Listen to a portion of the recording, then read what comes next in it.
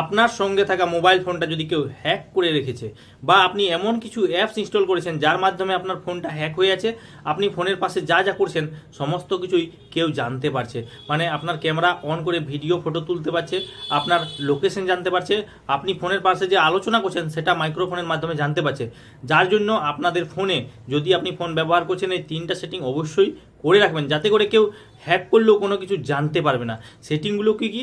আপনার ফোনের Chrome ব্রাউজারটাকে open করবেন, প্রত্যেকটা ফোনে ক্রোম ব্রাউজার রয়েছে, ওপেন করবেন। তারপরে উপরে দেখবেন 3 ডট আছে, নাহলে প্রোফাইলের জিমেলের লোগোটা আছে, এখানে ক্লিক করবেন। তারপরে সেটিংয়ে চলে আসবেন, সেটিংয়ে আসার পরে দেখবেন সাইট সেটিং আছে, এই সাইট সেটিংটাকে ওপেন করবেন। উপরে একদম দেখবেন ক্যামেরা, লোকেশন আর মাইক্রোফোন, এই 3টা অপশানকে সবসময় অফ রাখবেন, যাতে করে কেউ ফোন হ্যাক করলেও আপনার কোনো কিছু জানতে পারবে না। ভিডিওটাকে শেয়ার করে দেবেন, প্রত্যেকটা মানুষকে জানা দরকার আছে।